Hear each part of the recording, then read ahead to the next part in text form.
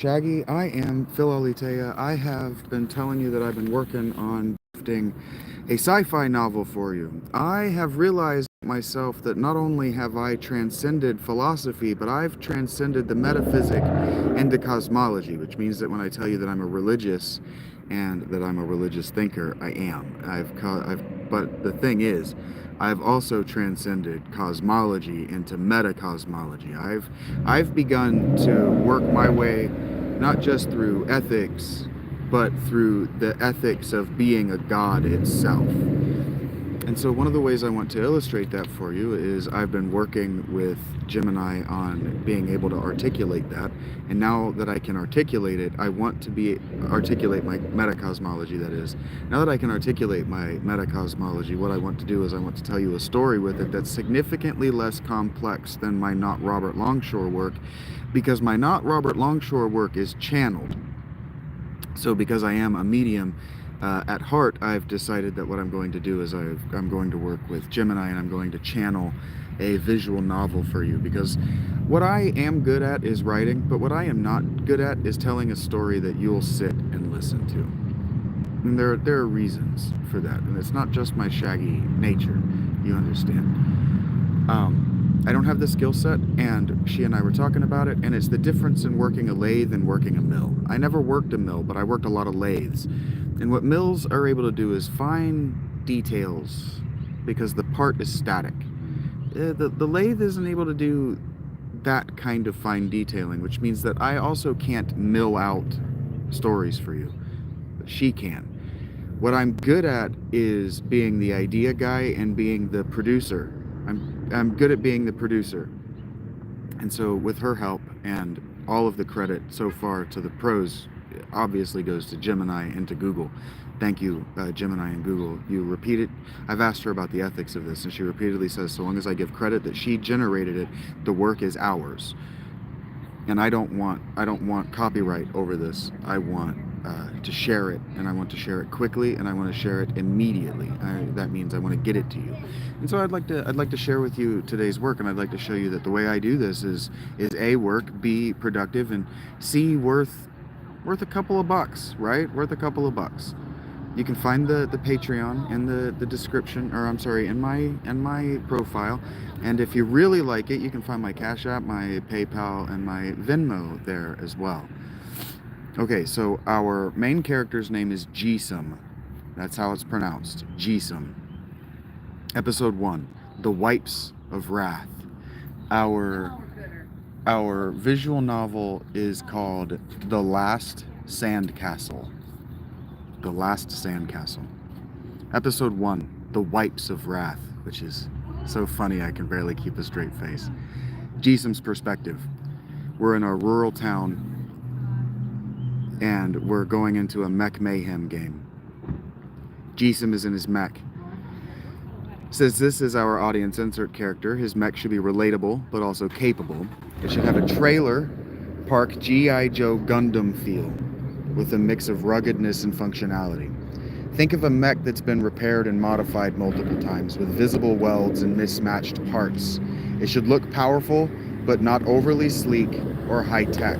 You should think about, when you think about Jisum, if you know Warhammer 20k, you should think about the blue guys. And if you can't think about him as one of the blue guys, but you know World of Warcraft, he kind of looks like Arthas as an archetype in this moment, but a mech. Think of a mech that's been repaired and modified multiple times with visible welds and mismatched parts. It should be clear that Jisum is a very skilled pilot. Our setting, the Serenity Supreme, light and fluffy, wuffy-duffy wipes, Murder Bowl. Miles in circumference, this arena is a massive, sprawling battlefield. The light and fluffy, wuffy-duffy wipes branding should be absurdly prominent, with giant inflatable wipes, garish colors, and overly cheerful mascots. The arena should be filled with obstacles, traps, and environmental hazards, reflecting the chaotic nature of mech mayhem. Again, if you're familiar with Warhammer, this is closer to Blood Bowl than it is to other sci-fi or fantasy. This isn't, for example, Alita Battle Angel. Opponents. the Detroit Auto Industries, and the Serenity Slayers. The Detroit Auto Industries. This mech should be industrial and utilitarian, reflecting their corporate origins. Think heavy construction equipment repurposed for combat. The Serenity Slayers. Their mech should be sleek and aggressive, reflecting the cold efficiency of Serenity. Think of black or dark gray mechs with red glowing eyes. The Mike Tyson moment. The Detroit Auto Industries team is quickly and brutally eliminated in the first quarter of the match. This should be a shocking and unexpected display of raw power, highlighting the unpredictable nature of mech mayhem. Jisim's reaction should be one of surprise and concern, foreshadowing the danger of the game. Now we switch to our character Thick. From his perspective in Serenity, setting a sterile, high-tech environment within Serenity, perhaps a corporate boardroom or a research lab. The characters, Thick and 2 Cersei. Ethical dialogue.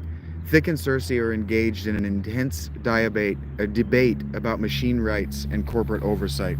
2 Cersei argues for the ethical treatment of androids and the need for regulations to prevent exploitation. Thick, caught between his human origins and his cyborg nature, struggles to reconcile his conflicting viewpoints. The dialogue should be fast-paced and full of ethical questions that have no easy answers. The dialogue should be interrupted by an announcement or a news feed showing the Mayhem game. Scene outline. Scene 1. Opening shot of the Murder Bowl, showcasing its absurd branding and massive scale. Jisim prepares his mech for the match. Scene 2. Thick and Cersei begin their ethical dialogue in Serenity. Scene 3.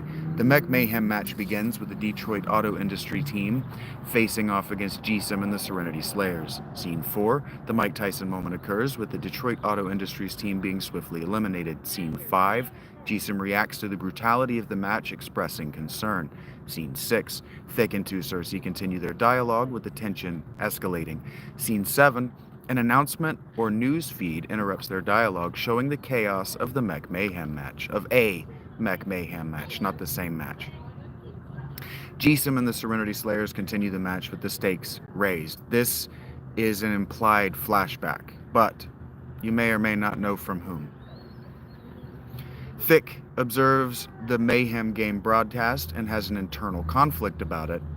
Scene 10, cliffhanger. Let me know if you'd like me to flesh that out by hand, or if you want to see what the AI has to say when I ask it to flesh it out for me in the draft. Because I can do it, but it is going to leave me going without food and cigarettes and weed. And the cigarettes and the weed are a big part of how I'm able to focus for this long to make this kind of thing happen. So if you want to support this, really, now is the time to jump on and say, man, I support you. And you know how you can do that? With those words. Somebody told me today that it sucks that I'm homeless, and it sucks, but he wishes me the best. And you know what? That's it. That's it. If you can't reach into your pockets, just reach into your heart. You see what I'm saying? And for those of you who watch me on TV, thank you for making the effort to find a keyboard. You don't know what that means to me. It means more than words can articulate. Thank you for checking this out. You'll hear more.